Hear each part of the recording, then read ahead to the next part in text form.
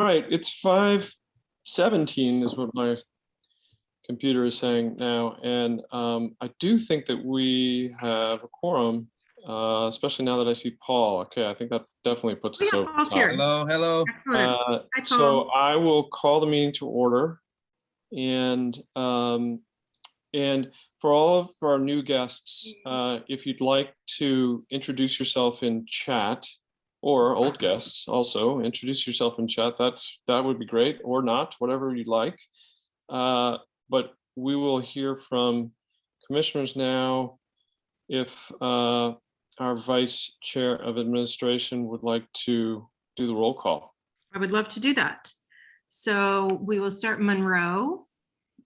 I'm Commissioner Chair LaBouisse. I am here. Present. Commissioner Enriquez. Present. Commissioner Bocanegra. Present. Commissioner Flores. I'm not sure if I saw her. Commissioner Kari Aurora. Present. Commissioner Newton. Oh, not yet. Commissioner Rasmussen. I knew I saw her. Present. Commissioner Swope. Not yet. Commissioner Willis. And Commissioner Wilson. And I Newton is here now. see Sasha. Newton's here. Okay. Newton Excellent. here. Yeah. Newton's in the house. All right, great. All right, good. I think then that establishes a quorum, and why don't we get started? The first thing that we need to do, since we are on Zoom and are going to continue to meet on Zoom, is to adopt the resolution per AB 361 to meet remotely. Do I have a motion to I'll adopt make that resolution? motion to adopt that resolution. Is there a second? I'll second. Great. Terrific. So why don't we do a voice vote to adopt that resolution, assuming there's no discussion from anyone? Okay. If commissioners, if you could come off mute, and all those in favor of adopting the resolution and continuing to meet over Zoom, say aye. Aye. Aye. Any opposed? Any abstentions? Okay, that passes, and let's keep moving on our agenda. The first thing we need to do is to approve the minutes from our last meeting, April, which was distributed with the agenda packet. Did anyone have any corrections, changes, comments to the minutes?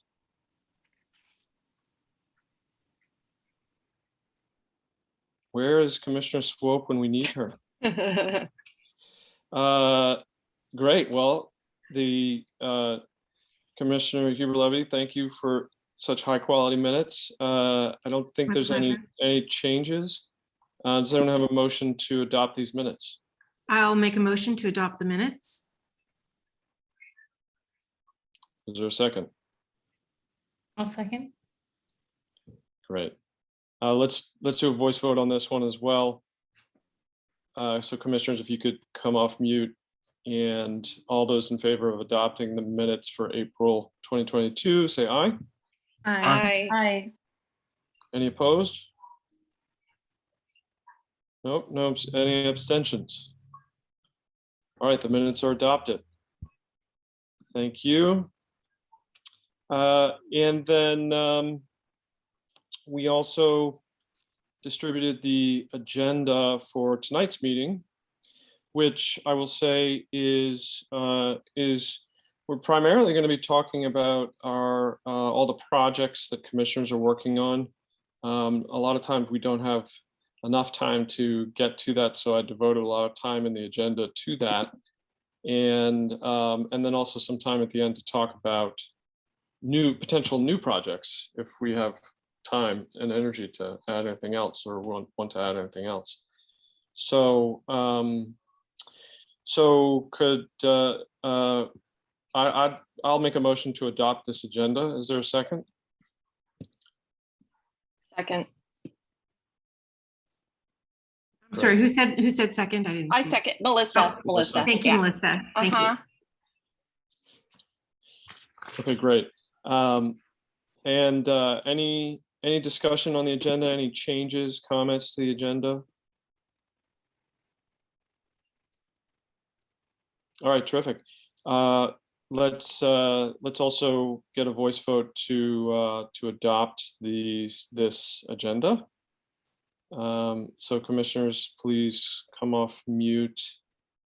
And all in favor of adopting this agenda, say aye. Aye. Aye. Great. Any opposed? Abstentions? Great. Let's keep moving along then. This is great. We're making good time. We'll have more time to talk about projects. So we have 2 applications for new commissioners, and I don't think it's new news that we have 2 commissioners currently on the commission who are graduating high school, if they haven't graduated already. No, I don't think they have already, maybe not, and are going off to college next year and will be far enough away in college that that they won't be on the commission come in the fall. And so we have 2 other applicants who are current high school students, and I will let our Vice Chair of Membership, Roxana, take it away. Roxana, if you want to introduce, maybe we can do it one at a time and vote one at a time. But why don't you go ahead and introduce our candidates? Yeah, sounds good. Thanks. So welcome to Amaya Nori. He is here today, right? I do see him here, so thank you for being here. And then we also have Wesley, who will also is here with us today. We have received both applications, and the interview committee has interviewed both of these candidates. We have received the resume and applications, from them, and we are recommending them for next steps. And we are going to make the recommendation to vote them in today. So I'm very just happy, and I guess it was very nice to interview both of these candidates because they're amazing students. Well, maybe that's a possibility. Oh, I Oh. Someone was not muted. Keep going there, Roxana. Okay, so do we have any discussion? Does anybody from the interview committee want to add anything? Anything from the candidates that stood out to you? I think that for me, I got a lot of takeaways from both of these candidates, great candidates, and I think that they'll bring a lot to our commission.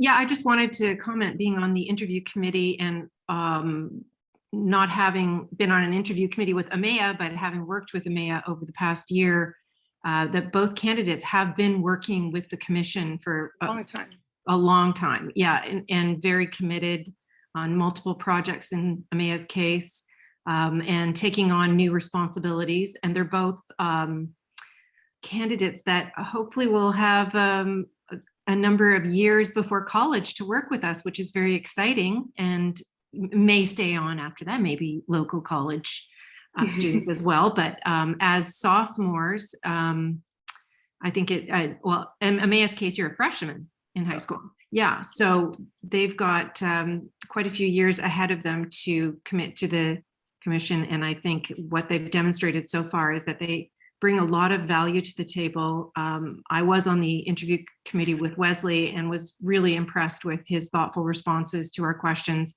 and also his record of service to date. So thank you both for applying to the commission and for your work to date. And we're really pleased to be able to consider your candidacy. Yeah, thanks. I have worked with both of them, and they're both just really incredible, thoughtful, proactive people who are good, I would say, at making connections with other, like reaching out to other people. Wesley connected us with the Adolescent Diversion project at Michigan State, and Mateo connected us with the Stanford Psychology Department, both of which were very fruitful collaborations that they managed. So I'm excited about that. Okay, anyone else wants to comment? Any of the interview committee members or any other commissioners have any questions or comments that you would like to ask? The application has been attached to the agenda, so I suggest if you haven't done so, go ahead and read the applications. But the interview committee already recommended both of them. So if you guys have questions, please reach out. I'll pass it over to Monroe. Yeah, well, I think we're gonna go ahead and vote on their applications. And I will, having interviewed each and worked with Amaya on a project. I think thoughtful is a great description for both these young people who are doing thorough work and very genuinely interested and passionate about what we do. So they'll be great assets for the commission. Why don't we start with Amaya's candidacy? So I think because Commissioner Swope is not here, but I hear her voice in my head saying that because a committee is putting forward their candidacy, we don't need to second. We have a motion on the floor to vote on both of their candidacies. So let's do it. Why don't we go around and do a roll call? Commissioner Huber-Levy, do you want to take that? And let's Sure. start with Amaya Nori. Okay, so we're voting on the candidacy of Amaya Nori for commissioner, and Chair LaBuise. Yes. Myself, I vote yes. Commissioner Enriquez, Yes. Commissioner Bocanegra, That's a yes. Congratulations. I don't think Commissioner Flores is here with us yet. Commissioner Cara Aurora, Yes. Commissioner Newton, Yes. Commissioner Nori, I'll abstain. Commissioner Rasmussen, Yes. Commissioner Willis. Oh, I don't think he's here either. And Commissioner Wilson. Yes.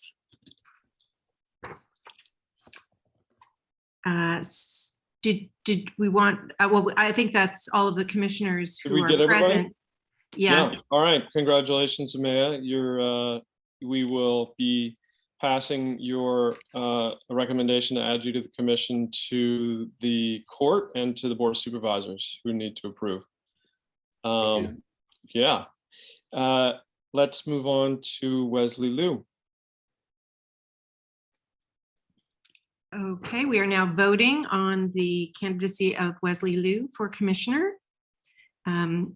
Chair LaBuise, Yes. and I vote yes. Commissioner Enriquez, Yes. Commissioner Bocanegra. Yes, and congratulations, Wesley.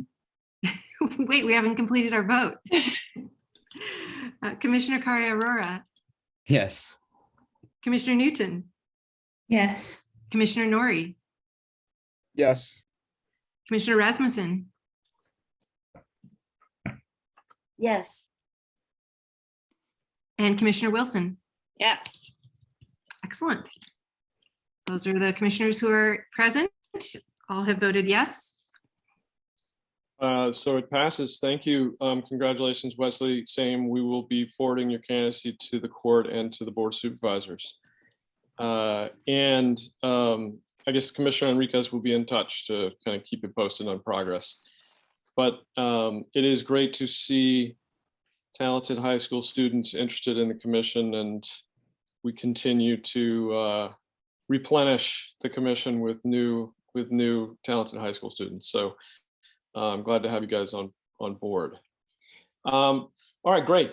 So we are right on schedule, and let's move on to the second section of our agenda, We leave some time here in case there are any members of the public who want to make public comment to bring attention to the commission on any issues or items that are not on the agenda. We will also have time, while we get to other items on the agenda for public comment. But if there are any members of the public present who would like to let us know about issues or make comment, you're welcome to do that now. Just raise your hand. Robin. Oh, you're on mute. You're on mute, Robin. Wait. There we go. I was trying to find my raise hand. I didn't know if you wanted me to talk now, Monroe, about the Jumpstarts grant from the state, or later. Whatever works for the commission. I know you're busy. We do have an item on the agenda to talk about that. So we will get to that later, Robin. Thank you, though. I'll mute myself again now. Sounds good. All right, anyone else? Okay, great. Like I said, members of the public are welcome to make comment on items on the agenda when we get to them as well, and I'll call for that at the time. Moving on then to section 3 of the agenda. This is when we hear from partner agencies in the county who update us on what's happening in the juvenile justice and child welfare systems. So we have 3 updates, and I noticed on the agenda it says ADE, and that would have been something that Commissioner Swope would have caught for us. But anyway, we have 3 updates, and there are other members of agencies present, like Judge Cadet. I see you're here. Welcome. So if there are any questions from commissioners during this section for other of our partners, then you're welcome to ask questions as well. But why don't we start with Melanie Stauffer from probation, who will give us an update. Yes, hi, good evening, everyone. And in the spirit of respecting everyone's time, I'll make this really quick so that you all have extra time for the other topics of discussion. Every month I report out on our stats for probation. We have 155 youth that were served in the Assessment Center Investigations Unit for the month of April. 114 youth served in supervision. Those are youth that are on informal or formal probation, and 0 youth in placement, which we're very happy about. We have 5 non-minor dependents. Those are youth receiving extended foster care services. 2 youth at DJJ. 1 is likely returning at the end of this month. I'm sorry, next month. We are at the end of May. Next month, we have 10 youth who are on informal diversion contracts. So those are youth that are not on probation. 4 of the youth are on 90-day contracts. 6 are on 6-month contracts. And we had 32 referrals, new referrals to the Assessment Center Investigations Unit for the month of April. 10 of those youth are being assessed for diversion, whether that be victim impact awareness program, petty theft, or for a contract. 15 of those cases were sent to the DA's office, and 7 of those cases were referred to either the traffic unit or referred out of county. We have 10 youth with gang orders and 16 deputy probation officers in the juvenile division. And in terms of the youth that we work with, the section that's broken down by race, we have 59% of youth that are Hispanic or Latino, 16% that are Black or African American, 10% that are white, and 6% that are other race ethnicity. 5% that are Native Hawaiian or Pacific Islander, 3% that are Asian, and 1% is unknown, which is interesting. The other thing that I wanted to say is that you will see a flyer in the packet that is for our stakeholder meeting that we have scheduled for June 16th from 6 to 7:30.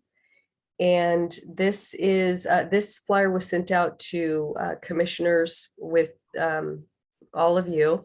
It's also an invite for anyone who's here attending the JJDPC meeting, and is for our county self-assessment that we do every 5 years, where we take a look at ways that we can prevent youth from going into out-of-home care. And this is for probation, not the CFS side.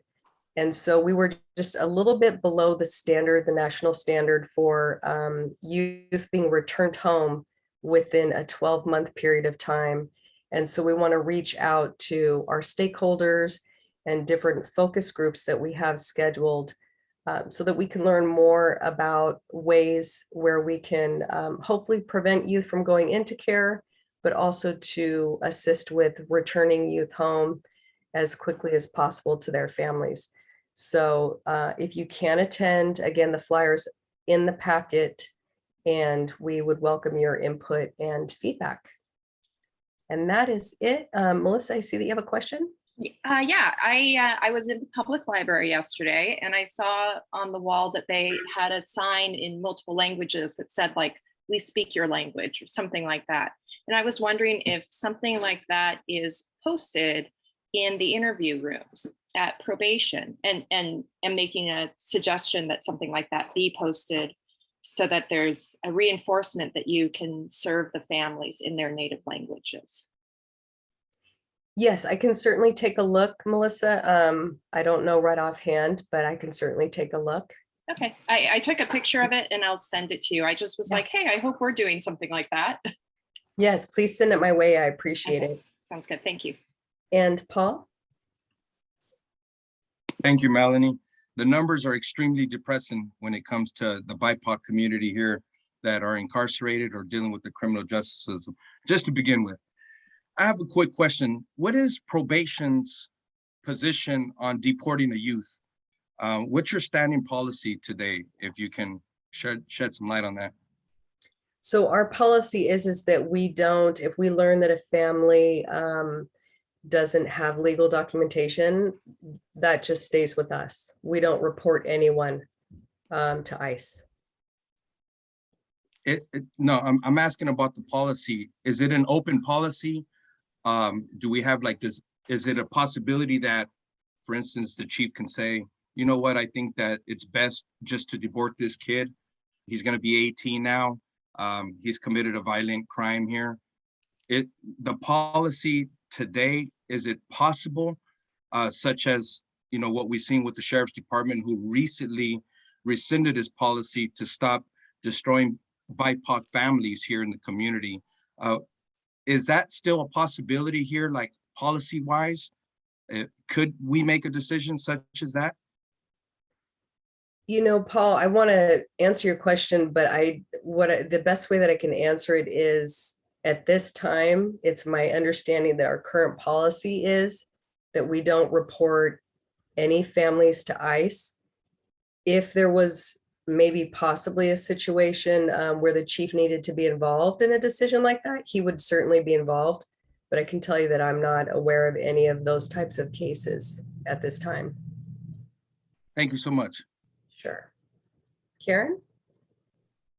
Hi, Melanie. I just wanted to clarify. So last month we had 10 youth who were on supervised probation, intensive probation because of gang conditions.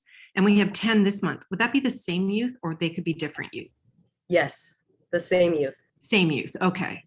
The other just point of clarification is the 10 youth that are assessed for diversion, and they could be eligible for contracts. And then you talk about the informal diversion contract. So that's what those 10 youth could potentially be joining the category of Yes. informal diversion contract. Okay. Yes. Or it might be that once they're assessed, we decide that maybe they would just benefit from a victim impact awareness referral or a letter of reprimand or petty theft and don't need an actual contract Okay, for a period of time. Yes. great. Thank Paul? you. Sure. I'm sorry, Melanie, I had another question. We have 2 youth in DJJ, and I spent considerable amount of time there. And I'm aware of the programs that they have there that as a county, it is impossible that we match. We can't match their programs. We have no investments in programs. We have 1 youth coming back.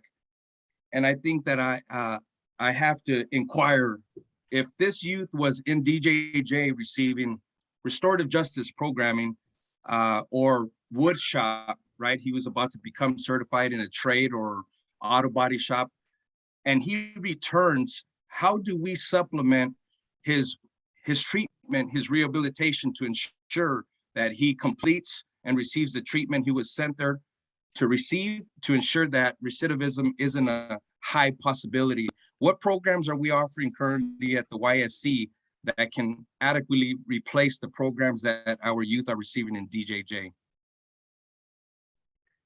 So, Paul, your question, 2 parts. One is the youth that are released from DJJ are re-entering back into the community. They're not going back into our facility because they're being paroled on. And then once they come back to us, we put them on probation supervision for roughly a year. If they're doing well, then we ask the court to terminate. And so the second part of the question is, we do have programming for youth that are going to be in the facility for extended periods of time, especially under our new secure truck program that we don't have any youth in at this time. But for a youth like that, we could certainly connect him, and we will connect him to Fly to assist with helping him to re-enter back into the community. That's a pretty standard referral that we make for these youth. And then we also work with success centers to assist with vocational training and things like that. So the probation officer that's assigned to this youth will help him identify what his needs are once he returns back into the community. So we don't have any wood shop or mechanic shop right now. If that was the situation, they were to come back right now, currently we don't have, we would have to outsource that, is what you're saying? And Jahan, maybe you could speak to that for me. I don't know all of the programs that Success Centers offers, but I do know that they have construction. Jahan, are you able to answer that? Yeah, so Success Centers, they provide construction and electrical programming. And then I see, I was gonna say that, Kate, they also work with unions and things like that. But I think when Melanie was saying they come back, she wasn't meaning they're coming back here to the YSC. I think she was just referring to when she says come back, that those youth are actually being paroled. So they're coming back to their home county and going home. Yeah, thank you, Jahan. And I didn't even see you. Hello. Yeah, so what I was asking is, we're still sentencing youth, right? We have 20 youth right now. Many of them for violent crimes haven't been convicted, right? But they're violent. They're saying that they're violent crimes and that's why they're housed here. So they're about to be sentenced. If one of these youth were to require, for instance, DJJ placement, there's nothing here to replicate the programs or the vocation training that we were receiving in DJJ at our YSC at the moment. So if we were to have a youth that is actually committed to our secure track, we do have contracts and are prepared to offer the construction and electrical and plumbing services. We don't have wood shop or, something like that. But we are working with Success Centers to provide vocational training. Thank you so much, Jahan. Thank you, Melanie. Okay, maybe this is a good time. I'm sorry, I'll put my video back on, to turn it over to Ms. Clark, who's going to give the next update about from probation in this section. Go ahead, Ms. Clark. So currently for institutions, we have 20 in custody, 19 males, 1 female. 3 at our girls camp and 34 on our electronic monitoring CAMS program. We just actually had a graduation today for 2 of our youth. And yeah, we're very proud the parents and families were able to come in, and we had representatives from the County Office of Ed, and they're ending their semester and going into their summer school, starting I think next week or the week after. Any questions? I have a question. Uh-huh. Hi, good evening. I just wanted to ask about the graduates. Are they planning to go on to college, or do they have vocational plans? No, they do. One is actually both of them mention it, because part of the graduation, we usually have them write a speech and kind of, you know, speak to their families and kind of what, you know, their future endeavors are. One is already planning on going to CSM. And then another youth who's actually out of county, and he plans on continuing his education and going, seeking higher education, meaning he wants to pursue a master's degree. We had last month a career fair, and for one of the particular graduates, he was an integral part in actually working with our counselor in bringing schools, you know, to here to participate, bringing different professions. So we had like a realtor, having one of the probation staff talk to all the youth. And so it was him and another youth who really actually put everything together. So, which is very, I mean, that's a hard job for, you know, me, you know, being an adult doing something like that. So we were really, really proud and happy. And he's the one who really wants to pursue higher education. That's fantastic. Oh, Melissa? yes, I just remembered my question. Jehan, can you clarify for me about, we have inspections coming up, and about our younger members, younger commissioners, their the opportunity to do the inspection. My understanding is that they can do the educational facilities, but not the residential facilities. And I'm wondering what the difference is between those two, because in both you have youth, you know, these youth are from the court. And I mean, I think for confidentiality, it's different than going into a regular school setting where they would see, you know, peers, but because these youth are here for offenses and they're committed here, some are committed, some aren't, but under the auspices of the court. And, you know, we don't want somebody to come here and maybe recognize or know somebody, and then, you know, it's just basically we're here to protect the youth that are here. So let me clarify. So my understanding is that a youth can do the educational inspection, so they can come to the youth service center and go to the school. Right. So I'm trying to understand what the difference is between doing that and doing the physical facility inspection. In both, you have youth on youth Melissa, contact. Yeah. I'm sorry. I'd like to table this just because we actually have discussed this before, and I think this is something that should go to the, say, inspections committee to talk about. But yeah, I think we need to get on to some of the other updates, and I think we need to table this one. So I wanted to try, Paul, I see your hands up again. Did you want to ask something of Ms. Clark? I didn't want to ask. I just wanted to commend them for the work that they've done in getting the kids pillows, cups. I was had the pleasure of going in there and mentoring them just a couple of weeks ago, and just the improvement in their health and safety by providing them a pillow and a cup to drink from the faucet has really brought up the morale there in these youth that are currently in these adult-like cages that I grew up in. So I just wanted to say props to you, Ms. Clark and Melanie, for the work that you're doing in that sense. And I never mean to just be on you guys. I want you both to know that I definitely support everything you do, and that I'm so grateful whenever I see these youth with these smiles on them.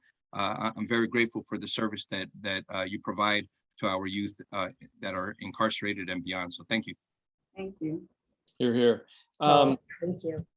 All right, let's keep moving with our partner updates.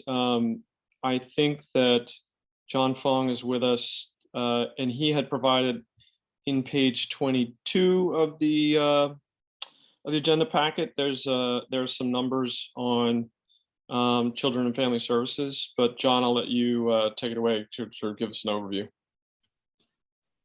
Sure, Monroe. So we've done this in a couple different ways over the past few meetings. Did you want me to go through the document that I submitted for the agenda, or just open up for questions?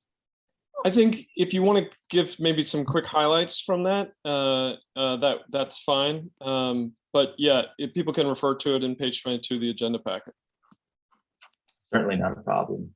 So as I've mentioned before, through the COVID pandemic, our overall caseload has been declining, or was declining.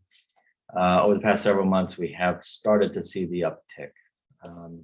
I could speak in generalities.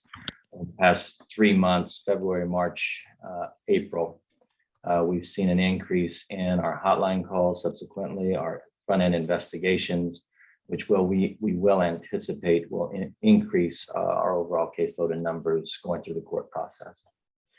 So we'll be monitoring that over the next 18 to 24 months and beyond, but anticipate for there to be a shift in our overall caseload during that time. As of May 1st, 2022, we have 142 young people in our care. Overall, about 58% in county, 41% out of county. Per the request of this group, and I think it was astute to ask, we're now taking a closer look as to who is placed in the Bay Area counties as opposed to far and beyond. So we have 84% about in our Bay Area counties, just 16% in other counties and beyond. Again, that does include our non-minor dependents, our adult dependents, who at times choose to live elsewhere by their own accord, and other times not having any other options. Minors in placement looks a little bit different, and we're moving the needle in this regard. 67% in county, 33% out of county. Again, about 84% in the Bay Area counties, other counties about 16%. Non-minor placement, our young people again. This is where we need to help young people in this regard, stay in their communities of origin, return to their communities of origin when possible. So we are strategically planning for that to happen in the future. In county, 44%, out of county, about 56%. Bay Area counties, about 83%, again, pretty consistent there. And we're keeping about 83, 84% of our young people in the Bay Area. Placements by race and ethnicity, Asian API, about 11%. Black youth, almost 14%. Latino youth, overrepresented at 52%. And our white population at about 23%. Non-relative to relative placements improved here since I've been reporting to this group, and certainly over the past 2 years. About 61% in non-relative homes, almost 40% in relative homes at this point. So we're improving in that area. Youth and short-term residential therapeutic programs, 6 total, which we are proud of. Our Black youth, 2, Latino youth, Latinx, 2, and white, 2 as well. Again, those youth in 241.1 status are dual jurisdiction youth. We have 10 youth currently, or as of May 1st, API 1, a count of 1, 3 Black youth, 5 Latino youth, and 1 white young person. Certainly open to any questions. Karen? Karen, go ahead. I just wanted to understand a little bit more that you're working very hard to ensure that the minors are placed within their own county, in the Bay Area counties. And what do you think, if you could share with us, what would make the difference here? Like how are we moving the needle? Like what is missing? Like what are you working towards? I know last time you were telling us about investments made in transitional housing developments for youth who are aging out of the system, and it's a way for them to come back to or stay in the county. But what would make the difference to be able to move that 83% to 100%? So the 83% to 100% in county or in Bay Area counties, Karen, are you Yeah. asking Bay Area specifically? You know, Like I think closer to home is what we're saying, right? Like if not right in your own home county, closer to home. yeah, I want to keep them in San Mateo County. Yeah, if possible. Most definitely, right? So it's been a longstanding issue, as I've been vocal about here with this group, as well as many other forums. We suffer from, you know, similar circumstances that San Francisco might suffer from there, with really a limited number of placements, placement options, resource families, now known as resource families, formerly foster parents in our county. So, you know, in my mind, it certainly starts with recruitment and retention of resource families. We have people coming to the table with an interest every month by participating in the resource family orientation, but actually becoming available, making themselves available to take a young person into their home has been the difference maker. So we're not seeing them take that next step in the process to provide care for our young people. Certainly relative placements, permanent connections with our young people, for our young people, is one of our key and priority areas.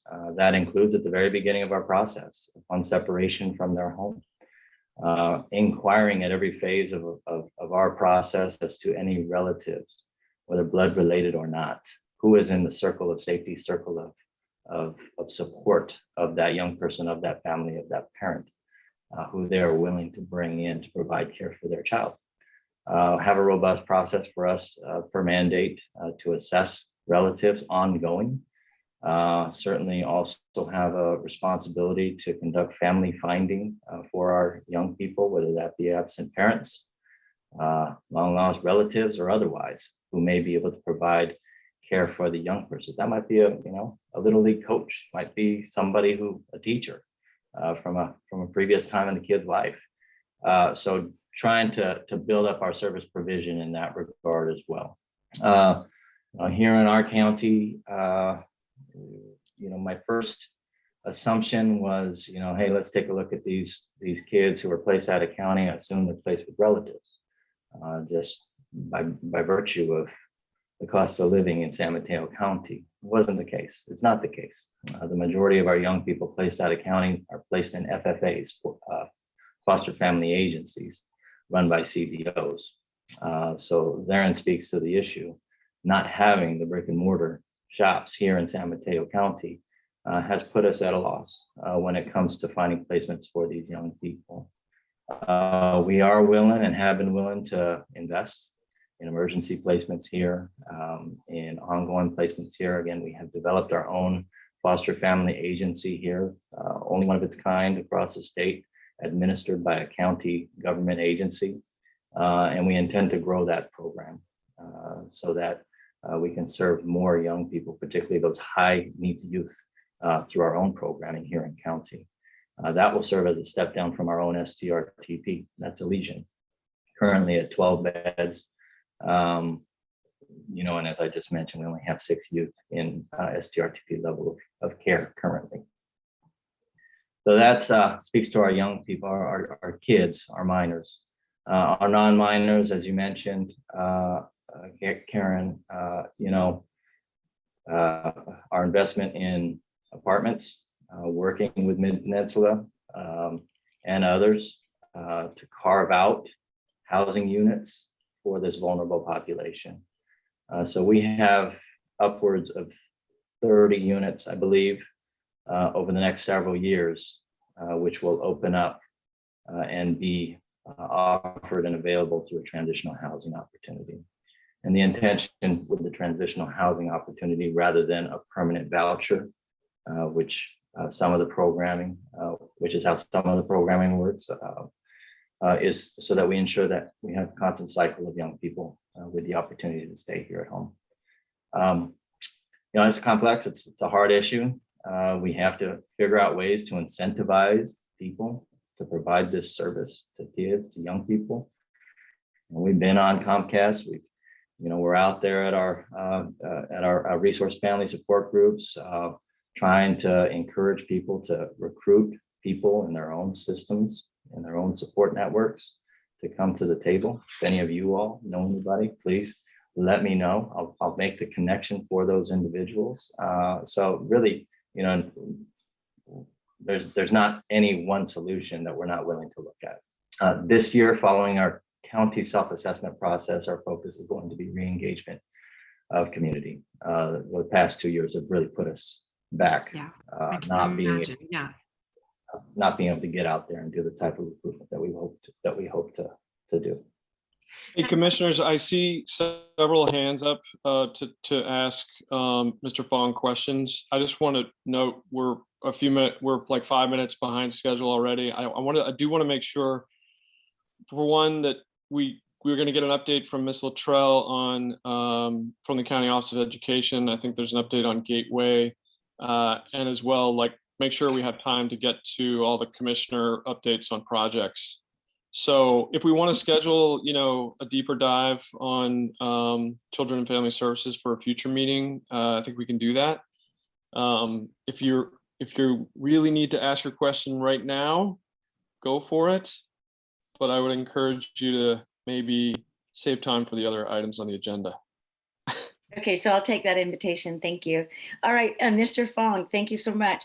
I have a question. I'm interested in becoming a foster parent. So how could I do that? And how can I share that information with others in the community to join me in that effort? Yeah, we have monthly foster parent orientation meetings, Joanna, and I can connect you with our resource family approval supervisor and manager. Be happy to share that information with Monroe, and maybe Monroe can disseminate that to the group. Short of it is, if you need any information regarding my shop, regarding children and family services, we have a 24/7 hotline that can connect you to wherever you need to go. And that you can Google by Child Abuse Hotline, San Mateo County. Our 2 numbers will pop up there, and if you call that number, we'll point you in the right direction. Thank you so much. But we'll also send it to Monroe, and Monroe, I'll try to be less long-winded as well. No, not at all. We're happy to have your updates. Okay. Paul, is your hand is still up? Yes. Thank you, Mr. Fong. Again, every month, the numbers depress me even more. Very, very depressing. I have a question, right? I recently attended a Board of Supervisor meeting and disrupted a pipeline from Santa Cruz County where probation was trying to funnel in girls for camp. Why aren't we trying to create a program for our foster kids to pipe them right back into our county, and maybe even open up camp to them, right? I heard about how superior the treatment was there. Why can't we bring our children back home and restore them to their natural community, utilizing some of these superior facilities that I hear so much about? Has that ever been discussed? It may have, but that's the antithesis of where the state and the general thought process is around the public child welfare space, Paul. At the onset of continuum of care reform, the main priority and goal is to ensure that children are not growing up in congregate care facilities or institutions, but rather in family-like settings at all costs. And what we are realizing is, through the years, we didn't push ourselves as systems enough to say, hey, this kid can be successful in a home. Let's wrap services around this kid in a home. So though I enjoy, though I understand the concept of bringing young people back in order for them to be in their community in a congregate care setting, there's always a cost. There's always the other side of that, right? And Monroe and I have spoke about this briefly as well, in terms of the many tensions that exist in the public child welfare system. Do you keep a kid, in county, but at the loss of being placed with a sibling, for example? Do you place out of county in order to be in a family-like setting, or do you keep them here in a congregate care setting?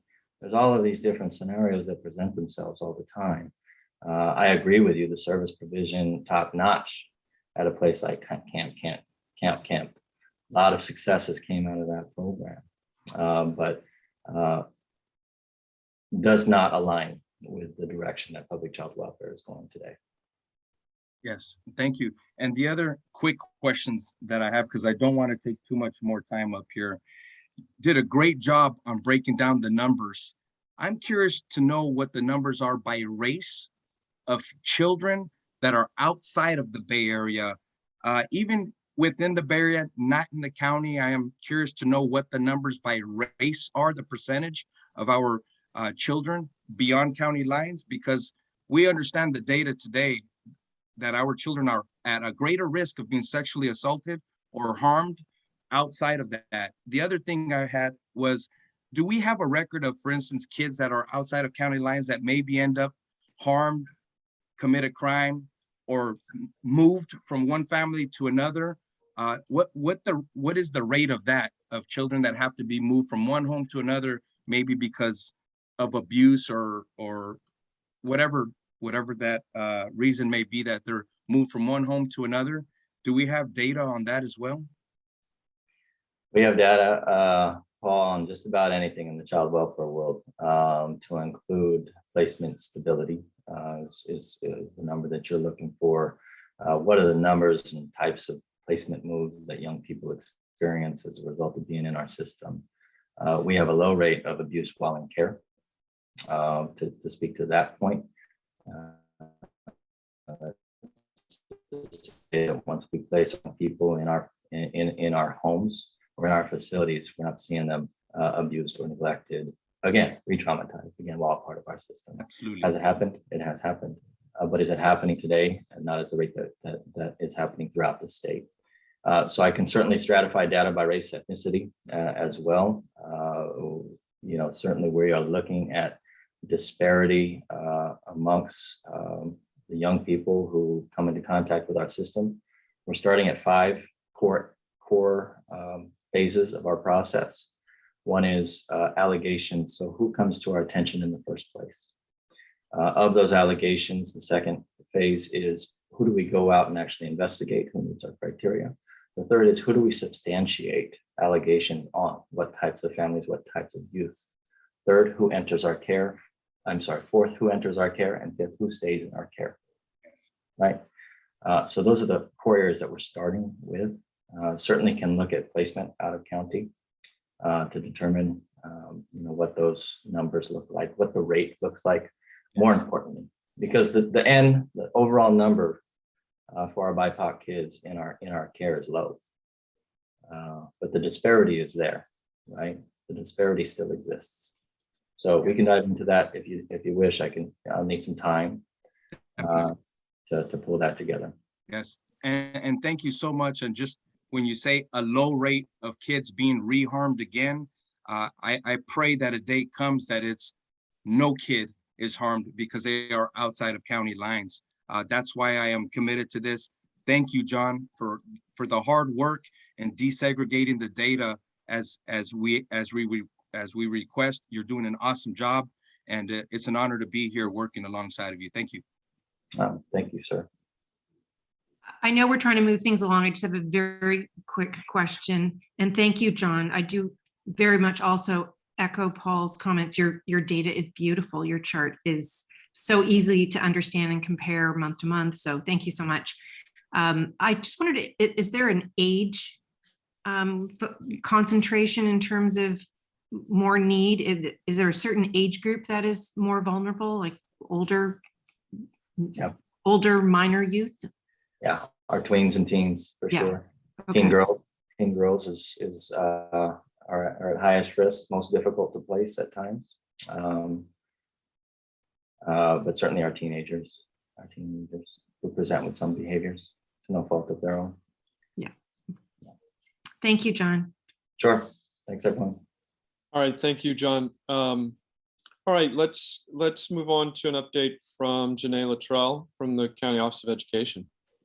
Good evening. Thank you for having me tonight.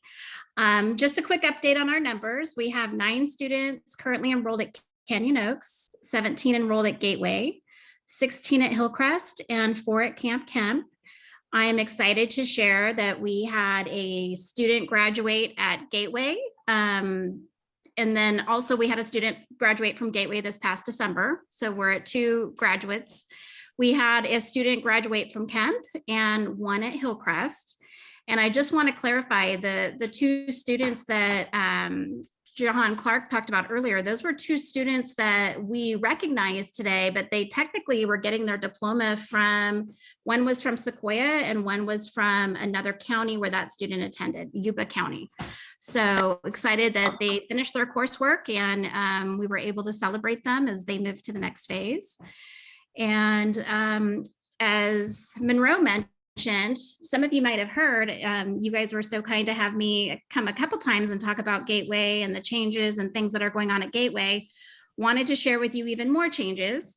Our board recently voted to extend the closure of Gateway for 2 more years. We will be running Gateway. Our superintendent McGee, is going to be running a process with all of our districts.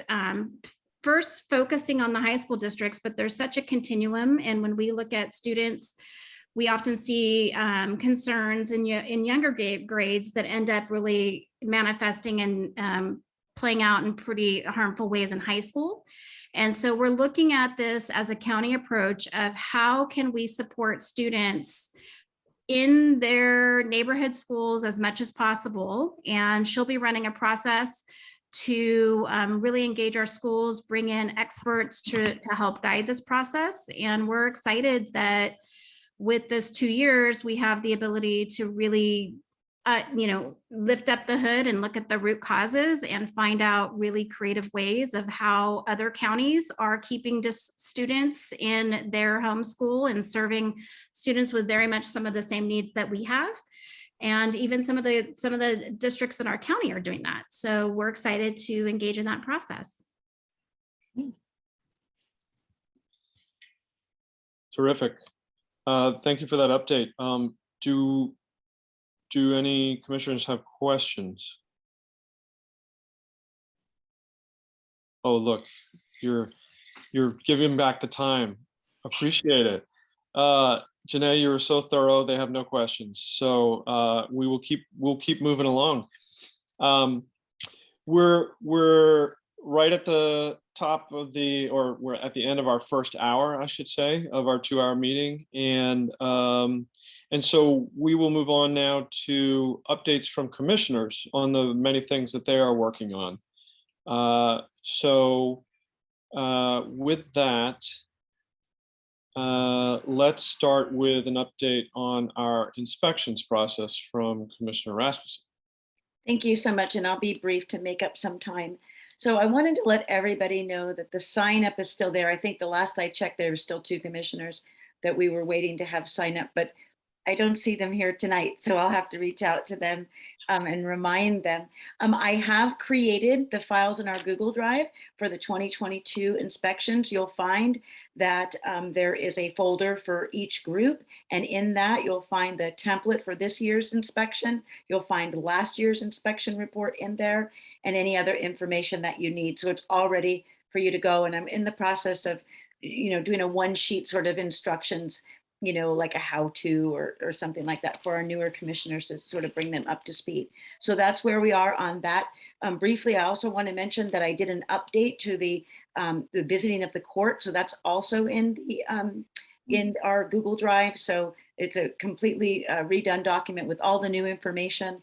So please check that out. Lots of good information there. So does anyone have any questions? I have a question, Johanna. So if we have signed up, if a commissioner has signed up to be a lead on one of the facilities we're inspecting, should they get started? If the documents are there, can they start kind of organizing the inspection team and get moving on scheduling, et cetera? Yes, I think, well, what we were waiting for is for all commissioners to actually sign up.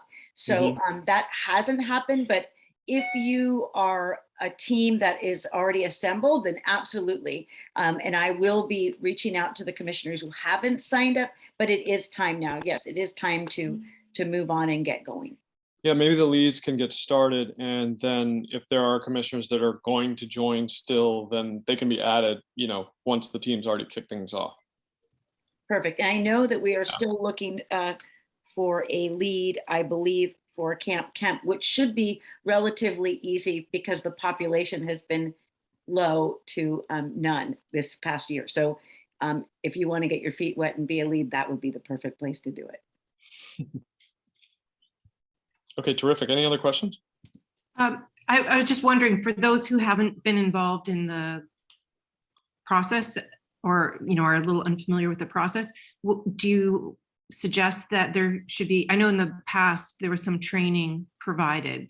Could there be some group training, or just, do we suggest just reach out to whoever did it last year? Or no, if anyone is interested in meeting, I'd be happy to meet with them and go over it. Like I said, I'm going to put together that one page like cheat sheet to sort of give you a head start, but absolutely, whoever wants to meet, I'm very flexible. We can meet and go over any questions that you have. Happy to do that. Yeah, I just wonder, since we're shifting things around a little, it might be good for the purpose of, just establishing some consistency to make sure that we, are kind of meeting what we did last year and maybe pushing things ahead a bit.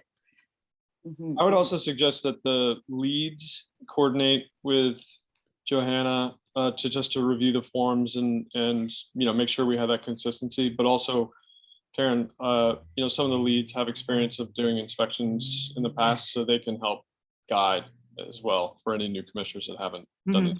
Okay. Yeah. All right.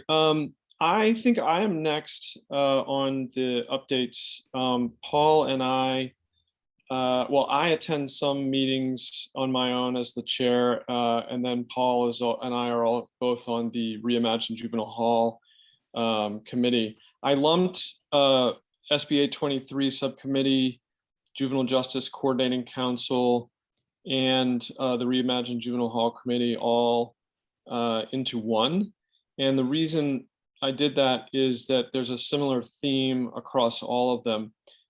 So just so people who, if you're not familiar, the Juvenile Justice Coordinating Council is a group of people who, and it's chaired by Chief Keen and some other attendees here are on that committee as well. And it essentially oversees 2 state grants that go towards the juvenile justice system and also delinquency prevention services.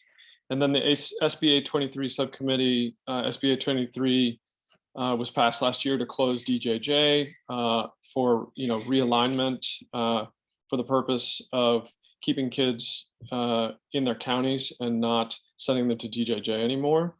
And then coincidentally, last year a resolution was passed at our Board of Supervisors that we sponsored to reimagine Juvenile Hall, to look at ways to change the living conditions at Juvenile Hall. These are all closely related because they effectively are all connected to budgeting and state budgeting. For example, SBA 23 last year created the Office of Youth and Community Restoration. There's a new director who just started at the beginning of the year, who's a former judge, and the BSCC, the state regulatory body that oversees juvenile halls, is meeting now to talk about regulations. The state budget is being put together, and these things all tie together because essentially, and I should say, Chief Keen, who I think is the head of the Association of Chiefs of Probation for the state this year, is in Sacramento regularly and talking with people in Sacramento about the governor's proposed budget and the money that's there for renovations in Juvenile Hall. So anyway, I guess long and short is that each month through these committees, Paul and I and some of the meetings are hearing updates from Chief Keen about progress that the Office of Youth and Community Restoration is making, expected guidelines that are going to be coming out, expected budget, that's state budget that is coming out. So for example, in the current proposed budget, there's $100 million for juvenile halls, for renovation projects, but that doesn't actually go that far when you spread it over 58 counties and you take into account how much it might cost to make real infrastructural changes at juvenile halls. Likewise with new regulations coming out from BSCC and also expected new guidance from the OYCR, Office of Youth Community Restoration. The chief is expecting that we're going to be getting guidance from the state about changes that should be made in juvenile halls. So that's a bit of a waiting game, right, to see what this regulation and guidance and budget turns out to be. But we should know more later in the summer or early fall with regard to all that. Last thing I'll say, and sorry, I don't want to talk for too long about this, and if you have questions, happy to take them. But in the meantime, while we wait for that guidance and budget, from state level agencies and state budget, we asked in the last Reimagine Juvenile Hall committee meeting, are there some quick wins? Are there some things that we can do now, right? That without getting a big state budget. For example, Ms. Clark and others led a project to paint a mural inside Juvenile Hall that finished recently, right? Are there other things like that that can be done? And in this last meeting, Chief Keen said, yeah, he'd be happy to brainstorm with us and try to come up with some small projects that could be done in the meantime. So that's something that I'll kick off and I can send around more information to commissioners after this meeting. I'm happy to take questions on all of that if it wasn't clear or if you have other questions, but that's also a nice lead in to the grant that Paul and Robin Rodericks have been talking about, which is the next item on the agenda, and might be something that we can do in Juvenile Hall if we apply for this grant. But before we get to that, are there any questions about these committee meetings that I've been going to that I just talked about? I have a question, Monroe. Yeah. Of course, I'm a part of the team and I definitely understand that we're waiting for guidance. Is there also space to provide some insight or maybe recommendation so that we don't follow the DJJ of Chadurian CYA, where I was part of the gladiator fight program there growing up, is so we avoid this 180, 270 prison design for our reimagination? Is there space for us to make recommendations to the governor's office? Or do I have to go through like representative, like maybe a senator or something here to provide some feedback and help the Capitol create something? Because we don't have the same problem that Compton does here in San Mateo County. And I believe it would be unfair to almost duplicate the 270 design adult prisons that we're currently trying to reimagine right now. I'm wondering if if there's space to make a recommendation to the governor's office on this. Well, Melissa, I see you moved closer to your microphone, because one of the things that Melissa brought up is that the BSCC does have listening sessions going on in June, where the public can provide input on the upcoming regulations, and those regulations include, physical infrastructure, right? And the physical environment inside of juvenile halls. Melissa, do you want to say more on that? Yeah, so BSCC is doing a full review of the laws that govern detention facilities. And they've been doing a series of listening sessions, and there's also an opportunity to write them directly. So we've already missed a few, and one would have been right up your alley, Paul, which was the classification, separation, and youth discipline, confinement, and use of force.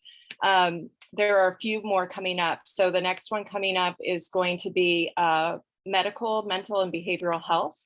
And then the one after that at the end of June is hygiene, programming, design and planning, physical space, and furnishings. I'm planning on going to that one for sure. But if you look in your agenda packet on page, I can't tell what page, there's an email that you can send comments to. There's a form that you can fill out. And you know what we know is that laws are like the single fastest way to change the whole system. And so I'm excited that there is this opportunity for us to bring our ideas and voice because it would have huge change across the state, whatever they say. Yeah, and I'll just add that you know, because they're reviewing the regulations, there is a way for the public to make comments, to provide input. But of course, like during the whole month of June, they're reviewing everything, right? And discussing it. And so there, you know, I think, Paul, there are other ways to provide input, like contacting your state senator or and so on. So just know that these regulations are being reviewed right now. And so whatever avenue, including the public comment avenue, you know, you think you have to be able to provide input, you can. I'm on it. You're on it. Yes, I know you are. All right, great. So Robin Rodricks, thank you for your patience and for being here. The next thing that is on the agenda is this to talk about this grant that we might want to put together a little team to apply for. So Robin, we'd love to hear from you on what this grant is about, and yeah, take it away. Wonderful. How much time, Monroe, do I have? Because I don't want to mess up your agenda. I think if you can give us a high level, you know, few minute overview of the grant and what it can do, okay. and then we will, you know, we can do follow-up outside of the meeting to maybe put together a few commissioners, two or three commissioners to help out with the grant application. That sounds ideal. And the reason I'm asking, Paul, is because I feel like I need to give you a little background on the Office of Arts and Culture and the Arts Commission, which now used to be under CMO, which is now County Executive's Office. I'm sure you all heard. But Mr. Callaghy and the commissioner said, enough of that. We need real staff, real office, real people to get work done. So there I am with an assistant, and actually 2 half-timers with maybe possible expansion. And the reason I'm prefacing all of this is because it's my way of saying you're kind of stuck with me. We're going to be friends. We're going to be partners. Good. And because this is something that is near and dear to my heart, and don't ask me why, because I have no children and I have nobody in jail or children in the system or anything like that, except that we were before the Office of Arts and Culture. I'm just going to give you a little history so you understand. And I think I had shared this with Paul a while back. So we were asked prior pandemic by the state. California Arts Council is a state agency. They do a lot of arts and corrections work for many, many, many years. And they decided that they wanted to try arts and correction in county facilities. county jails, not the state prisons and facilities. And so I got a call unexpectedly from California Lawyers for the Arts, who was tasked by the California Arts Council, the state, to put together a pilot program. And they said, you fit county, not me, the county fits the demographics. And I said, you want me to do what? And I'm like, I already have a full plate. And Judah Thomasoff, who works for Chief of Staff to Supervisor Carol Groom, said, yes, you are, because we need to do arts and correction. And there was a whole white paper at the old Women's County facility. And so I said, okay. And so we did it, and it was a smash hit.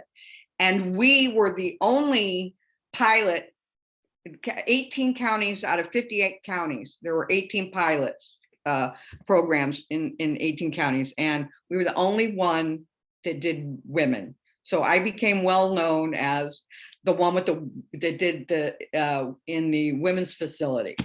And we also simultaneously did grants to Each One Reach One, who then merged with Success Center for their playwriting in Camp Glenwood. And I went to the performance that the students in the playwriting program gave. And I think that's what hooked me. It was mind-blowing. And I can tell you that story a whole nother time. But what those high schoolers wrote just was amazing. And so our Arts Commission sort of has, through me, become wedded to this idea, as does the state, of using arts and culture to the benefit of those who are in the system, whether it's in county jails or youth in the youth system. And so Mr.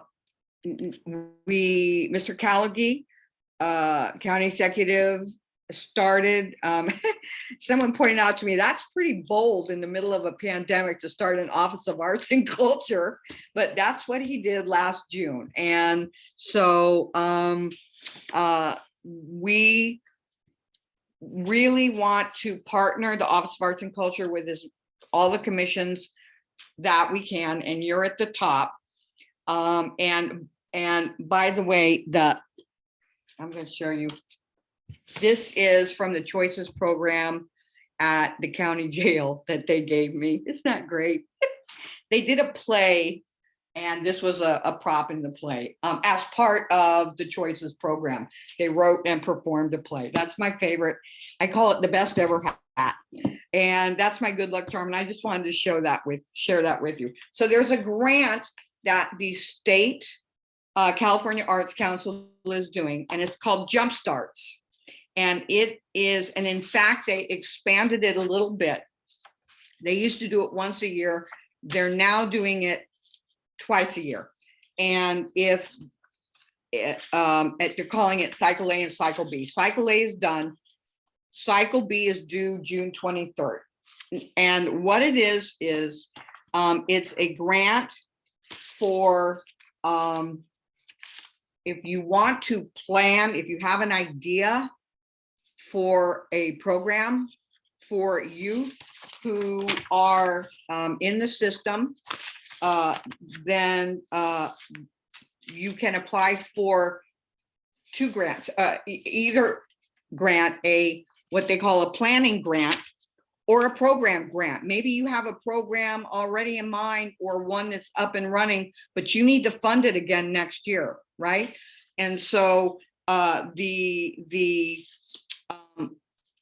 it can be done at community spaces or county facilities, and I think we qualify well for that.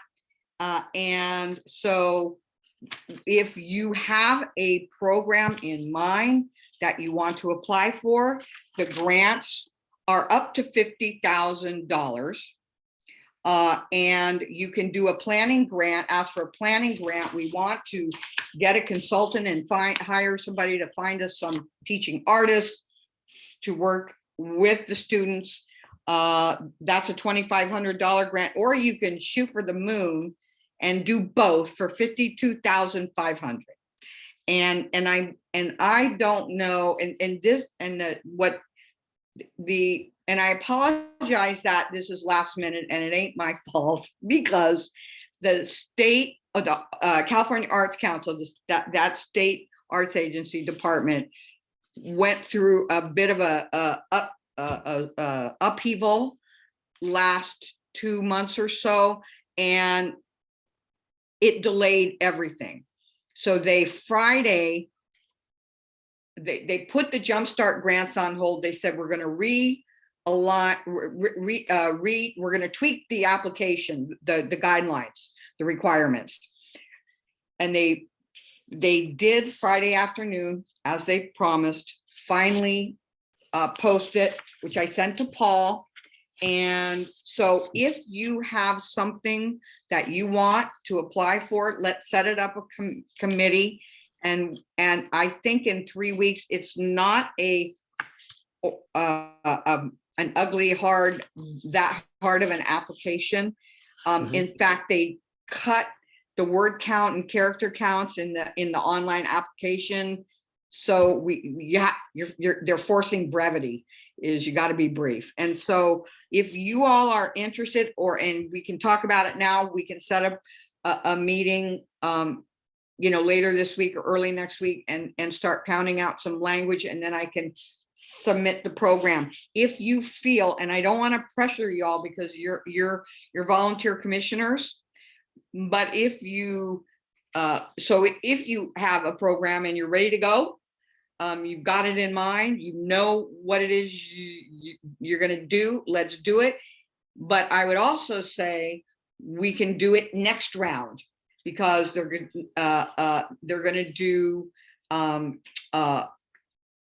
cycle A will probably be in the late fall. They're going to keep going. In other words, the grant program, this is not a one-off grant that they're doing, which California Arts Council, every once in a while, they'll come up with an idea and it's a one-off grant. This is a grant that they're bringing back. And not only are they bringing back once a year, they're doing it twice a year, round A, round B. So there is the opportunity, if you decide to do that, it's too soon now, but you've got something coming down the pike, we can do it in the late fall. So, and basically it's for, they're looking for, in a nutshell, the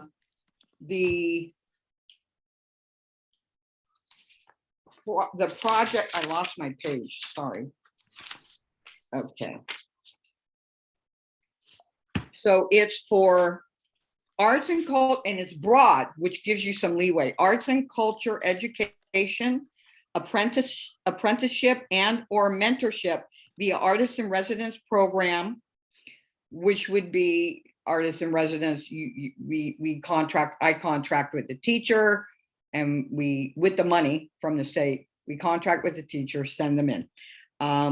For system engaged, system impacted, or at promise youth and young people through the age of 24.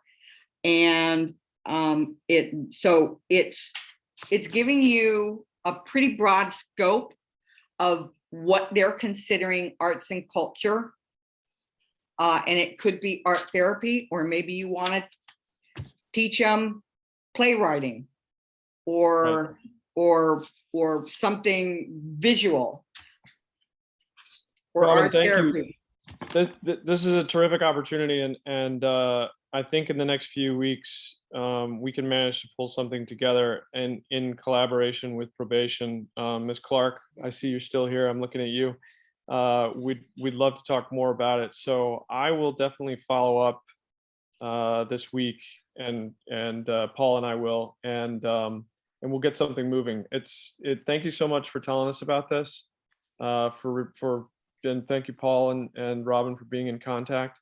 And And this fits right into the idea of, in my mind, this fits right into the idea of getting some quick wins that are maybe not too expensive, but really enhance life for kids who are in the YSC. So thank you for that.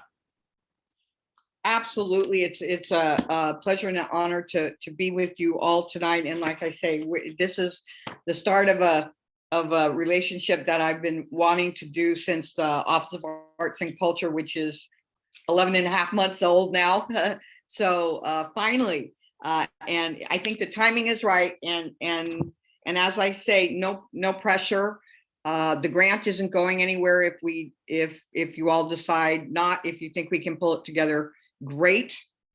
I'm really happy to meet you all. Thank you for being here again, Robin. No problem. Thank you. And, Okay, and I put, by the way, I put the info in the chat. And also I have to put a plug out, or my assistants will nail me. You must follow us on Facebook and Instagram.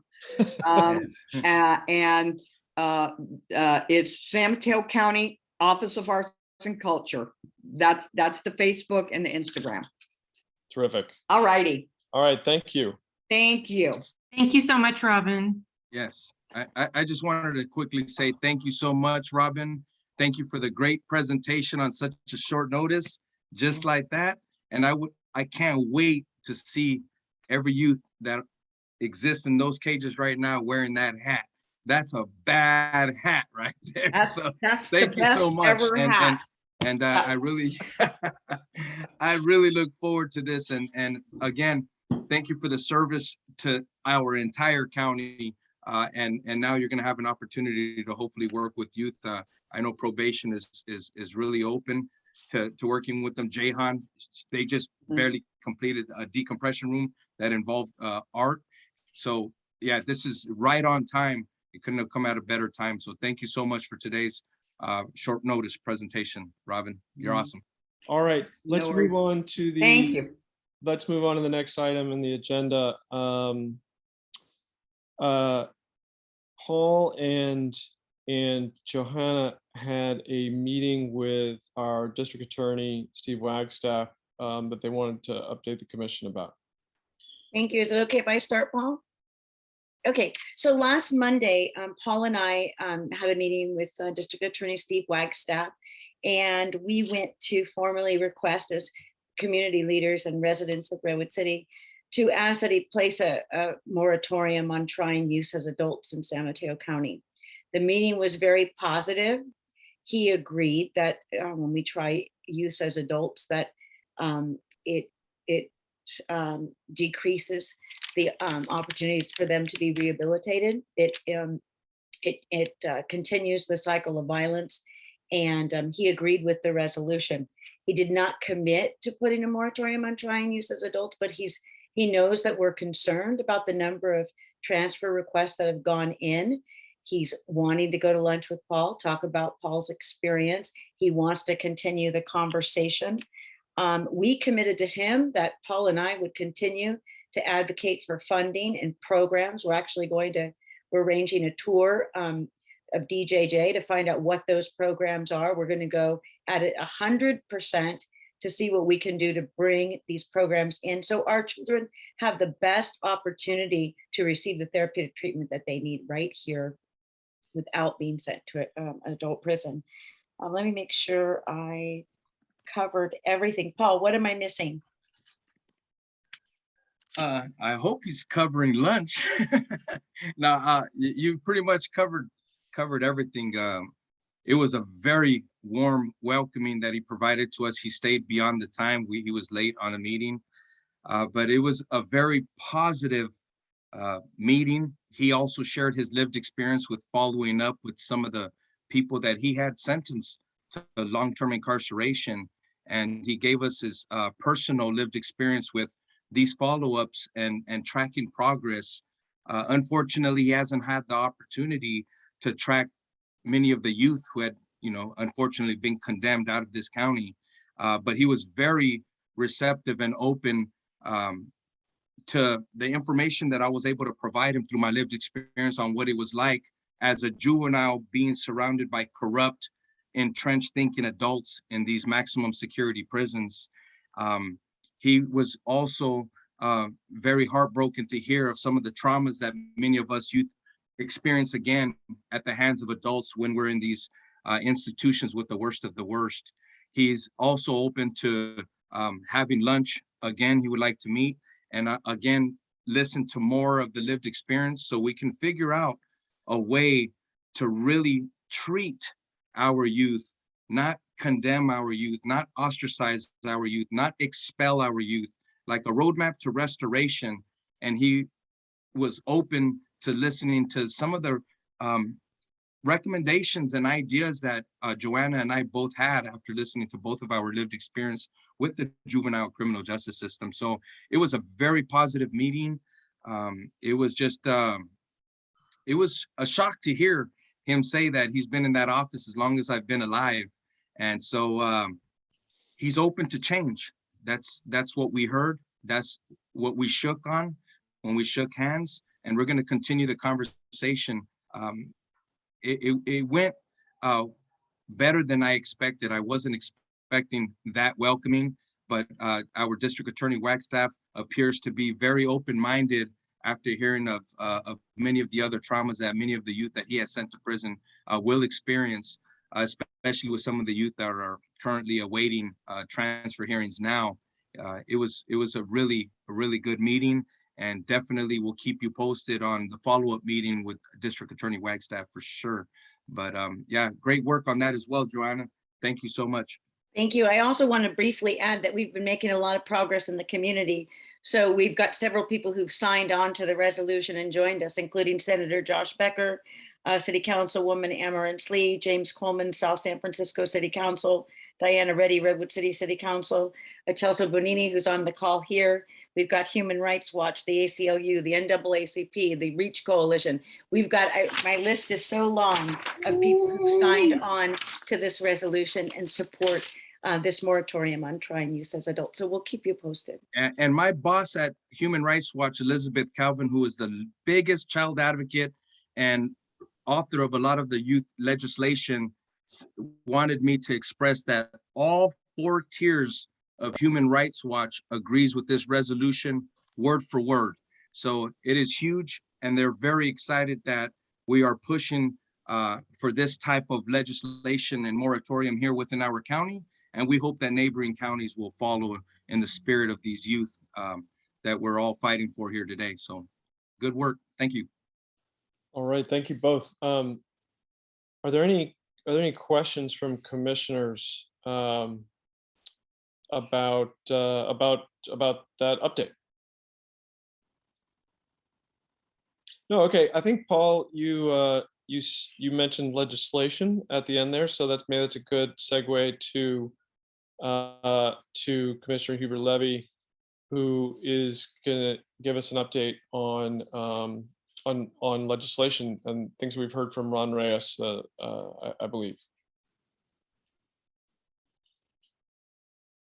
Oh, wait.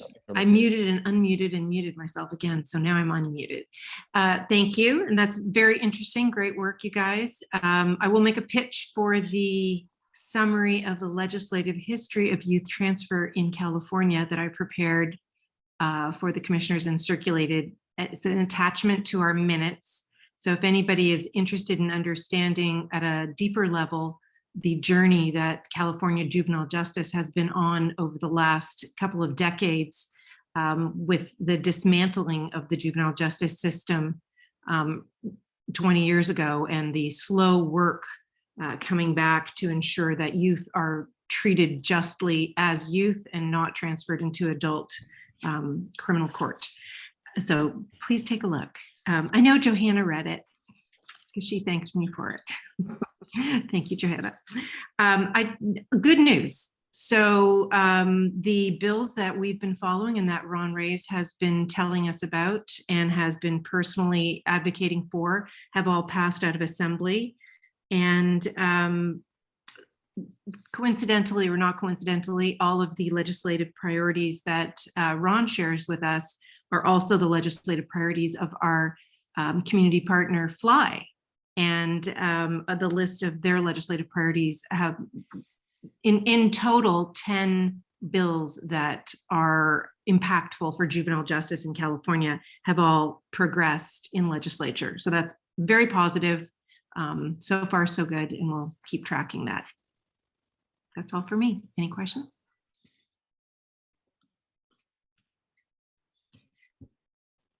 Johanna, I see your hands up.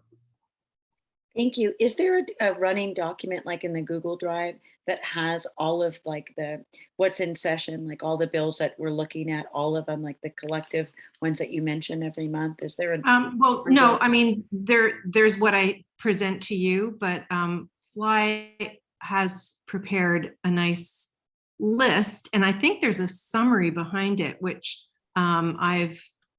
Colin and I have tried to, Colin, who's the legislative coordinator for Fly, and I have exchanged emails and are trying to meet, and I'm sure that he'll be able to share with us further details. I mean, basically there's a big document that's prepared by Commonweal that track juvenile justice bills, and it's the most comprehensive, and it would,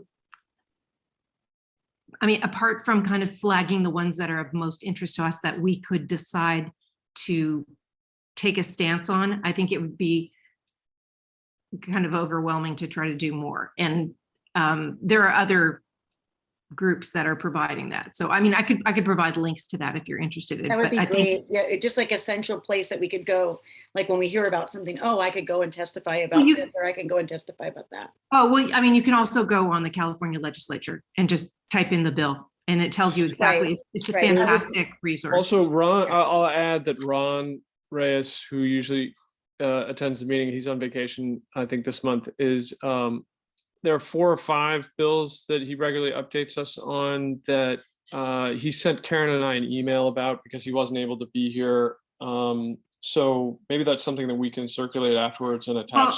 I also have circulated that, so I can just put it on the drive too. Okay. Like I do that little summary. Is that what you're referring to, Johanna? Because the kind of the top level summary, but in terms of if you want to know at any point in time where something stands on a particular day, I mean, the best thing is to look at the bill on our summary in terms of what we're tracking, and then go to the legislative site, and it'll tell you exactly what's going on, who's voting, you know, who's signed it. All the documents are right there. So, but I'm happy to provide that information. Great. And circulate that. Okay. Paul, did you want to say something? Yes, I have a quick question. I know our commission with Fly recently went on a DJJ tour. Tomorrow I start advising on Senate Bill 1008, free phone calls for everybody incarcerated.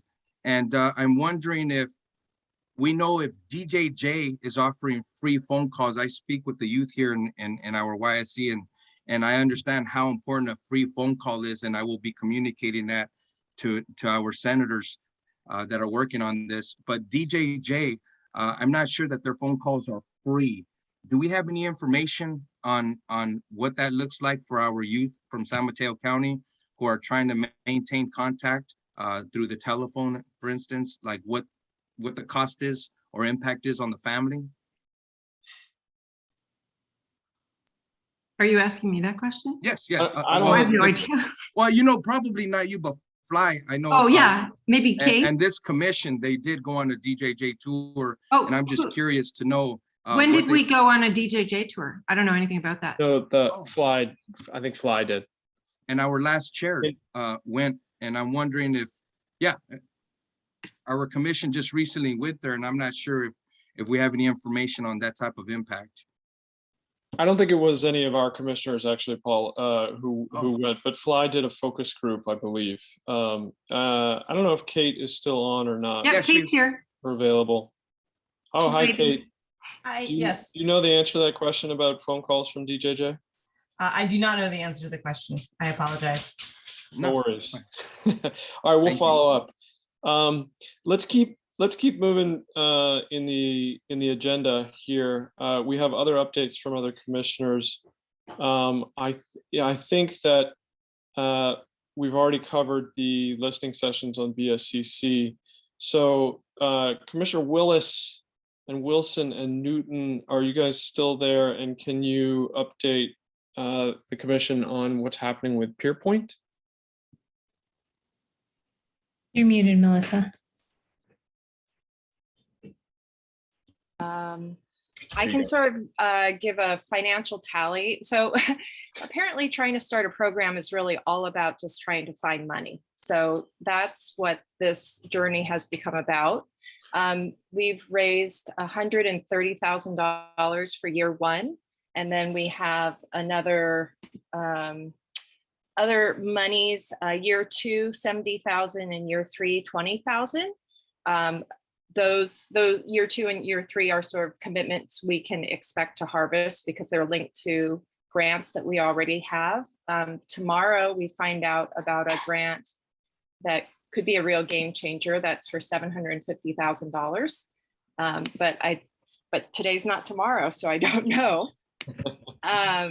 And one of the things we sort of have come to realize is that building an organization is a large undertaking. So Kate Heister and we have been sort of talking about where the possibilities for collaboration or operationalization under Fly's Aegis, whether that's a possibility. We're still tentative in those conversations, but that's going on because we want to create an institution that can be sustained long-term. Sasha, do you have anything to add on the update? No, I think Melissa covered it. Okay, great. I see Johanna's hand up. Thank you. I just have a quick question regarding grants. Like, who manages that money? Where does it go? And like, do we vote on how it's spent, or how does that work? So we apply for grants under the legal entity, which we have through the San Francisco Study Center. So they are a 501c3. It's called a fiscal sponsorship model. And so we apply for our program through their legal framework. And then the money goes to them, which they supervise. They do all the financial, all the HR, all the sort of infrastructure that keeps us on the right side of the law. In terms of how funding decisions are made, well, we haven't actually spent any money yet, so we're in the clear there. The JJDPC has some role in oversight, but that's which you have given to Karen, to Sasha, to Susan, to me, and to Austin to manage. There is a process for signing off on it. Everything's budgeted. I can send you stuff if you want to see the budget and all that. Let me just clarify one thing for members of the public, and maybe to help answer the question, Johanna. Just to be clear, the commission is not getting any grants. What some commissioners have been working on is helping to start a peer court in San Mateo County for juveniles. And that is Peerpoint. And in the course of incubating that, they've set up a nonprofit. And so that's, or no, we have not set up a nonprofit. Okay, sorry, maybe you can clarify, but the point is that the grants are being applied for on behalf of Peerpoint, not on behalf of the commission. Correct, yes. Karen, So sorry, you want to correct me there and tell me? Yeah, I think it is important to distinguish that because we are not setting up a nonprofit. Yes to everything that you described in terms of being advisors to incubate this program, but the fiscal sponsorship is the legal entity that is taking the funds and in lieu of having a nonprofit. The idea being, once we have sufficient funding, the next step is to set in place a structure of permanent employees, directors, officers who will run this program, or to find a further sponsor who will take on the program and run it. Not that the commission will be running it. The other thing, Yeah, if I could just ask, so just so I understand, so that helps a lot because I've been trying to figure out what is our role in this? What is the, it Right. takes up a significant amount of time and effort and everyone's been working very hard and I'm just trying to understand what our role as a commission is on this project. So thank you very much. I appreciate that. Yeah. I'm going to make a request that we don't refer to it as peer court because that actually is very counter to what our goals are. And so we talk about it as a peer circle program. And the reason we're using that language is to convey that it is a community, about communication, and it's a non-adversarial peer advocacy model. So I've gotten some feedback that the word peer court is working absolutely against us when we continue to use that language. That was the language we were given, but we now need to change that language. So. Yeah, it's a restorative justice based peer diversion program for youth. There you go. So we try to explain in many words because peer court has the connotation of the adversarial process. Got it. Okay, that's peer point. Any other questions about peer point? No. Okay. We're getting close to the end. And so just to review the agenda one more time here, we did have a whole section where we were going to potentially talk about new projects for the commission. We have so many projects going on that it's hard for us even to get to all of them in one meeting and talk about them. So I'm going to table that section of the agenda for maybe the next meeting, because I do want to make sure that we have time, and because we are obligated to update the commission on other projects that we are working on. There are also a couple of members of the public who missed the opportunity to make public comment, who have pinged me in chat and also would like to make some public comment. So I want to make sure to leave some time for that. And so to that end, one of the projects that we talked about last time getting started is we're calling it right now the gang project. We had a meeting today to talk about why we might want to change the language on that. I wanted to ask Johanna, maybe who's leading that, to give a real quick update, just a quick one on like what progress so far. And then I will invite Zach Kirk from Silicon Valley Debug to add his public comment, which was related to gang issues. Okay, great. So so we met today. So on this team working on this project is Monroe and Paul and Southwick and myself and Rebecca. She wasn't able to join us today, but she is on the team. So we decided that we'll be meeting bi-weekly on Tuesdays, Tuesday mornings, and that seems to work for everybody. We hope to, we're underway now. We've identified core groups that we want to speak with, interview and research, and that has to do with schools, law enforcement, probation, district attorney, private defender's office, former and current gang members, service providers, community leaders, journalists, etc. So our goal is to hit the ground running, and we hope our goal that we've set out for us is to have the report to you late this fall, near Thanksgiving time. That is our goal, but we have a lot of work ahead of us. So that's kind of where we stand. Am I missing anything? Southwick, Monroe, Paul, am I missing anything?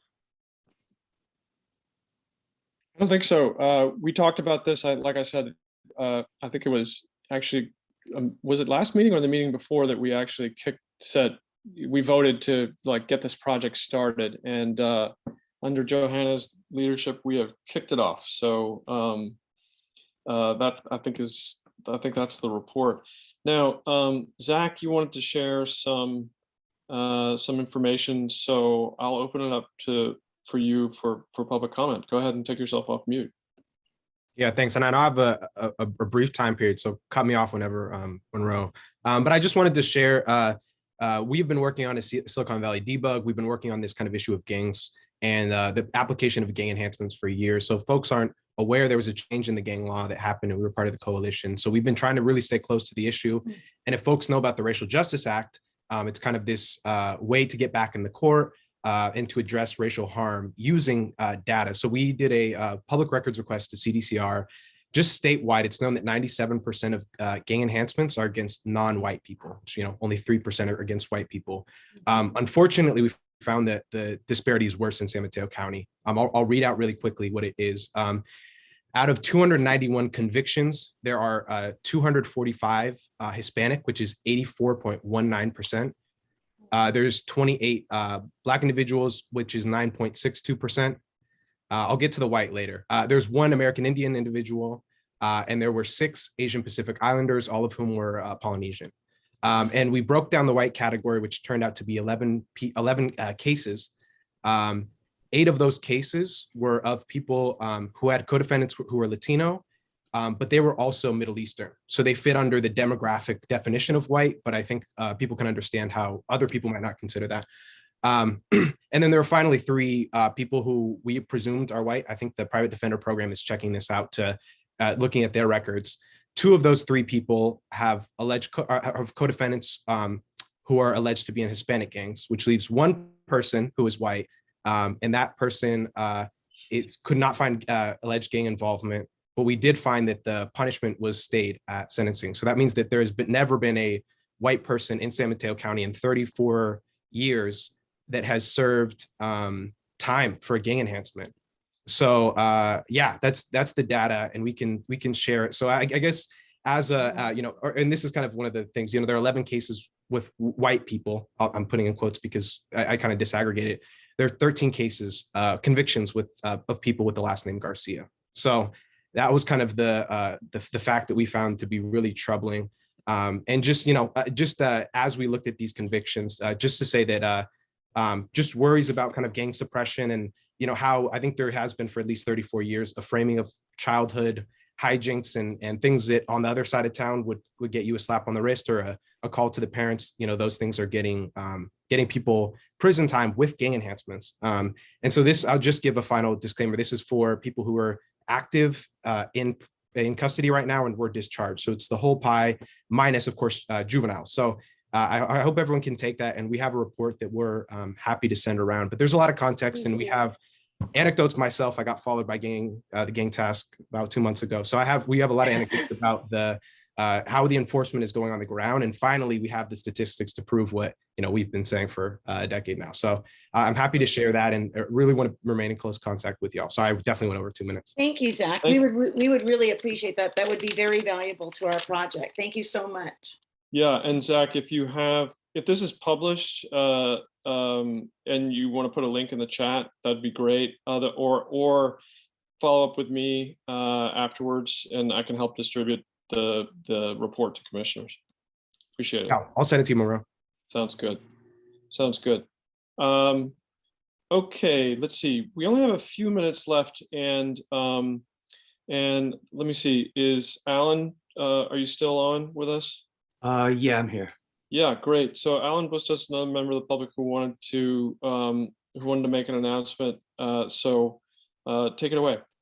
Yeah, I didn't know who to direct this towards, but it's two parts. The first one is so I as well am part of I'm a reentry scholar, part of a restorative justice ministry, and this organization has open scholarship fund stipends that are offered on a frequent open all year long basis.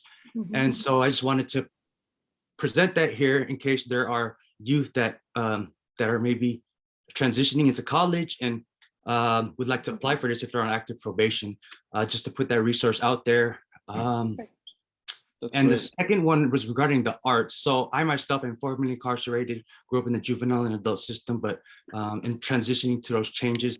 And so part of my works, I'm into the arts and making music and whatnot. So as of late, I've been collaborating with the youth poet, the poet laureate of San Mateo County, through some open mics that I've been participating in.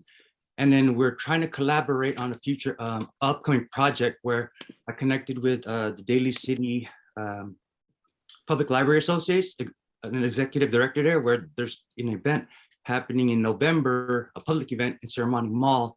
And she invited me to collaborate where I can hopefully gather youth that are system impacted to present work of music or art or any crafts that they could even sell there to do fundraising. So I was just thinking that would be a perfect opportunity to collaborate with the commission if there is a application for this upcoming grant with Arts and Culture. Council. Yep. Yeah, so like, I mean, I'm definitely open to collaborate or just participate or even provide my volunteerism and whatnot, because she's also another Alameda Poet Laureate is trying to connect me with another one.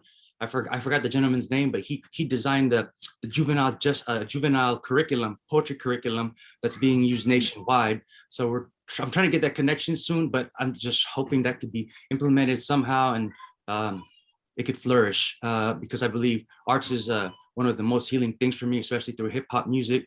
Oh, and another plug is I'm connected with the Cypher Learning Hip Hop community at Skyline College, where they do work. I don't know if anyone's familiar with Rock the School Bells.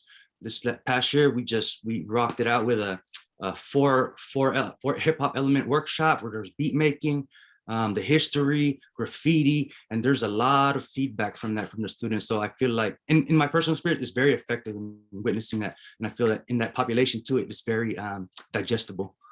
So yeah, that's kind of long-winded, but I tried to get everything in there and hopefully things can happen from this, you know.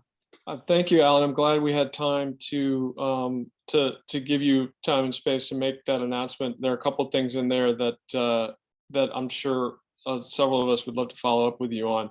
So I'm just putting. Wait, could I just ask Alan? Could you leave us your contact information so that we can follow up with you? Yeah, and, if you want to put it in thank the you chat. so much for coming to our Also- meeting, and please keep coming. You have so much information that's so useful for our community.